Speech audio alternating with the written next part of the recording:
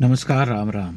हिंदी के सुप्रसिद्ध लेखक, विचारक, चिंतक और मनीषी निर्मल वर्मा ने कश्मीरी हिंदुओं को प्रताड़ित करने और उन्हें उनके पुरखों की धरती से भगा दिए जाने की घटना पर कठोर प्रतिक्रिया जताई थी और उन्होंने उन बौद्धिकों की चुप्पी पर गहरा क्षोभ प्रकट किया था।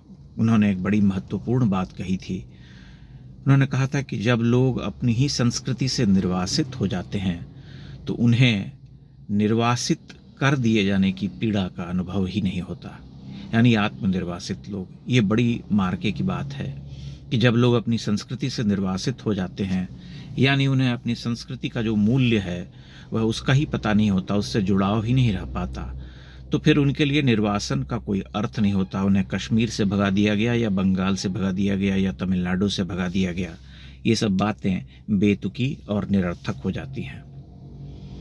इसीलिए इस देश में आज ऐसी स्थिति हो गई है कि कोई भी व्यक्ति कहीं से भी खड़े होकर के हमारे सबसे बड़े योद्धा या महावीर को गद्दार कह देता है।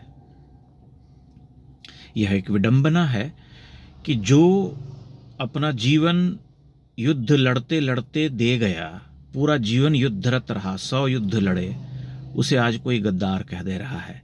वह इसलिए नहीं कह दे रहा है कि उसके मन में उस व्यक्ति के प्रति कोई घृणा है, वह इसलिए कह दे रहा है क्योंकि उसे इस बात का कोई अनुभव ही नहीं है कि जिस व्यक्ति के बारे में वह अनर्गल प्रलाप कर रहा उसने क्या किया, क्योंकि उसका इतिहास बोध पूरी तरह से शून्य हो चुका है।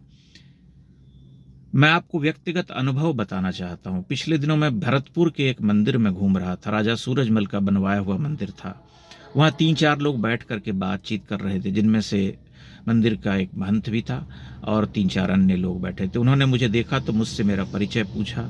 मैंने अपना परिचय दिया और बताया कि मैंने चंबल और बुंदेलखंड के क्षेत्र में भ्रमण किया है और मंदिरों के ऊपर कुछ काम कर रहा हूँ। मैंने कहा कि ये हमारे राजाओं ने, राजपूत राजाओं के बनवाए हुए महान विराट मंदिर थे। ऐसा कहते ही उनमें से एक व्यक्ति जो था वह बोल पड़ा, करे बड़े गद्दार लोग थे।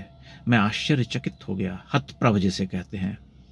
1-2 सेकंड तक तो मेरे मुंह से कुछ फूटा ही नहीं, लेकिन फिर मैंने अत्यंत ही विनम्रता से उनसे पूछा कि भला आपने कैसे राजपूतों को गद्दार कहा, और मैंने उन्हें दर्जनों उदाहरण दिए उनकी वीरता के। 500 वर्षों के इतिहास में अपने रक्त से भूमि का अभिषेक करने वाली सबसे शूरवीर जाति को गद्दार कह देना एक मजाक है, एक चुटकुला है। जिसके मन में आया उसने कह दिया गद्दार है। जब मैंने उन्हें टोका और संयत होकर के टोका, विनम्रता से टोका, उदाहरण दिए, तब वे चुप हो गए। यह एक छोटा सा उदाहरण है कि हमारी स्मृति कैसी हो गई है, हमारा इतिहास बोध कैसा हो गया है और हम अपनी जातिगत कुंठा में कहाँ तक नीचे गिर सकते हैं कि हम राणा सांगा को गद्दार कह देते हैं, हम राजपूतों को गद्दार कह देते हैं। और ये राजपूतों या राणा सांगा को गद्दार कहे जाने तक सीमित नहीं है, यह किसी भी जाति के शूरवीर योद्धा तक जा सकती है। ये बात है कि हम अपनी संस्कृति से निर्वासित हैं, हमारा इतिहास बोध मर चुका है और हम भूलने की बीमारी से ग्रस्त हैं। हमारे लिए कोई महत्व नहीं रखता कि 500 वर्ष पहले हमारे पुरखों ने क्या किया। क्या मनुष्य केवल अपने वर्तमान में जीता है? आज अगर मैं जीवित हूँ तो क्या सिर्फ उसमें मेरे वर्तमान की भूमिका है? इसमें मेरे पूर्व का या मेरे भूत का कोई लेना देना नहीं? क्या मुझे अपने पुरखों के बारे में नहीं सोचना चाहिए? क्या मुझे अपने पिता और उनके पिता के बारे में नहीं सोचना चाहिए? अगर हम इस तरह से सबसे मुक्त हो जाएं तो फिर हम क्या मनुष्य रह पाएंगे? क्या हमारी चेतना मनुष्यों जैसी होगी? क्या हम पशु नहीं हो जाएंगे? हमें इस पर बहुत गंभीरता से विचार करने की आवश्यकता है। आज इसलिए इस पर विचार करने की आवश्यकता अधिक है क्योंकि आज की पीढ़ी इतिहास से पूरी तरह से विमुख है। उसके लिए लगभग ये बात अत्यंत ही बेकार है। वह इन सब बातों में पढ़ना नहीं चाहता कि हमारे इतिहास में क्या हुआ, उसे कोई लेना देना नहीं है। लेकिन उसके भीतर जो इतिहास बोध होना चाहिए उसे जगाने का काम हम कर सकते हैं। हम बता सकते हैं कि कोई भी देश किसी एक कालखंड में नहीं बनता है, उससे बनने में शतियों, युगों और हजारों हजार वर्ष लगते हैं। हमें सबको समझना चाहिए कि एक देश की यात्रा कैसे, कहाँ से शुरू होकर के कहाँ तक जाती है, कहाँ तक जा सकती है। आज हम अपने आप को भगवान राम से जोड़ते हैं।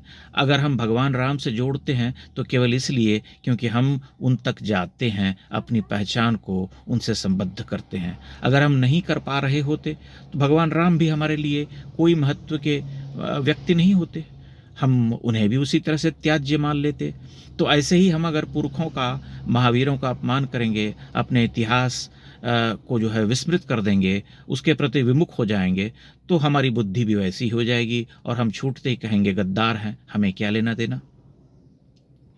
यह इतिहास बोध के मरने की घटना भर नहीं है, क्योंकि इससे वर्तमान चालित होता है, हमारी स्मृति बनती है, हमारी चेतना तैयार होती है, हम देश, परिस्थिति, काल, संस्कृति को कैसे देखते हैं, यह सब कुछ इससे तय होता है, निर्धारित होता है। इसलिए हमें थोड़ा सेंसिटाइज करने की आवश्यकता है, समाज को समझाने की आवश्यकता है। यह कोई हंसी ठट्ठा नहीं है कि हम बैठे बैठे किसी को भी गद्दार कह दें, या कोई भी ऐसे निर्वासन की घटना और पुरखों से जो रह रहे थे किसी भूमि पर, उसको भगा दिए जाने पर, बलात्कृत किए जाने पर, उन्हें प्रताड़ित किए जाने पर चुप रहें और कहें अरे यह सब तो चलता रहता है, होता रहता है। अगर यह होता रहता है तो फिर आगे भी होता ही रहेगा और हम उसे भूलने के लिए अभिशप्त होंगे।